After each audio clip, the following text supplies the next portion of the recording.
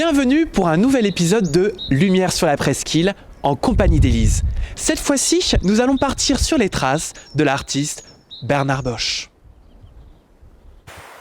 Bonjour Sébastien, nous nous trouvons dans la cour du musée Bernard Bosch. Devant vous, la Villa des Tamarins, qui était le lieu de résidence de l'artiste et de sa femme Nancy Froger.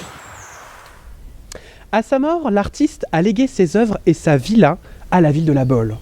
Aujourd'hui, le musée abrite près de 1400 œuvres, dont 900 aquarelles et 500 huiles. Depuis son ouverture en 2014, le musée présente le travail de l'artiste dans un bâtiment rénové et repensé. Petit clin d'œil architectural. Le portail reprend l'œuvre Les Tamarins, nom de l'ancienne villa qui a inspiré le logo du musée. Allons à l'intérieur le découvrir. Tout au long de sa vie, Bernard Bosch s'inspire de divers courants artistiques. Cette œuvre, qui date des années 39-40 et qui est d'inspiration fauve, représente Nancy face à la baie.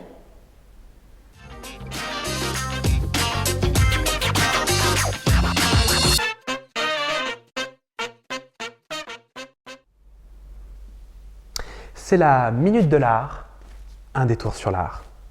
Aujourd'hui, une question, qu'est-ce que le fauvisme ? Le fauvisme est un courant artistique qui est né au début du XXe siècle. Citons quelques-uns de ses grands représentants. Raoul Dufy, Henri Matisse. C'est un mouvement qui associe des formes simples à des couleurs qui sont pures, vives et chaudes. C'était la Minute de l'Art, à toi Élise. 40 ans après, il peint un couple d'amis dans sa maison de campagne. Le style évolue, le trait est moins marqué, l'effet est plus vaporeux, presque onirique. Prenons cette fois-ci un autre exemple, une œuvre de 2002. L'artiste fait ici le choix de l'abstraction pour représenter les marais salants. Deux traits noirs, quelques touches orangées qui symbolisent les œillets.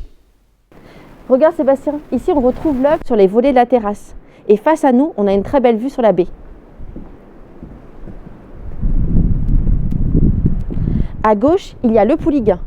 En face, c'est la Baule. Et à droite, c'est Pornichet. C'était une véritable source d'inspiration pour l'artiste. Ce lieu accueille des expositions temporaires d'artistes contemporains. Et justement, devant vous, une œuvre de Gustavo Vélez, un artiste qui va vous être présenté par Charles Taloté, responsable du musée. Gustavo Vélez recherche inlassablement l'harmonie entre ses œuvres et leur environnement. Aussi, il va utiliser différentes matières, comme l'acier inoxydable ici, qui va refléter ce qui l'entoure. Donc le temps d'un instant, vous et moi, on va faire corps avec cette œuvre-là, en se déplaçant tout autour, etc. Alors, ce qui intéresse aussi Gustavo Vélez, c'est de produire une œuvre avec des formes très élongées, très totémiques, qui s'élancent vers le ciel. Donc ça, c'est une idée assez Brancusi, en fait, de faire se tutoyer et la terre et le ciel. Donc Gustavo Vélez, ici, il va employer d'ailleurs un acier Corten, qui est un acier qui est brun, qui est patiné, pour rappeler le terrestre, en opposition au ciel, qui évidemment est clair, qui tend vers le spirituel. Alors Gustavo Vélez, c'est pas seulement un sculpteur abstrait, c'est quelqu'un aussi qui travaille des pièces figuratives. Donc ici, le vol des oiseaux avec la courbure de l'aile. Merci Charles. Le musée présente aussi le travail d'artistes qui ont été en résidence ici. Lors de son legs, Bernard Bosch a voulu faire de ce lieu un lieu de création. Il a présenté cette volonté lors d'une rétrospective organisée en la Chapelle Sainte-Anne sur la commune de La Baule-Escoublac en 2001. Cette résidence d'artistes a pour objectif d'accueillir des artistes aux projets et aux nationalités diversifiées.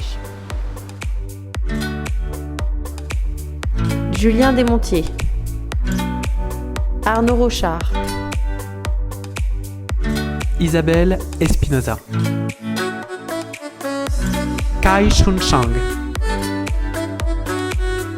Margot Desombres. Et nous vous invitons à suivre les réseaux sociaux du musée sur Facebook, Instagram, YouTube, pour partager l'actualité du site et de la résidence avec nous. Merci Charles de nous avoir ouvert les portes du musée Bernard Bosch. Et à très bientôt pour un nouvel épisode de Lumière sur la presqu'île.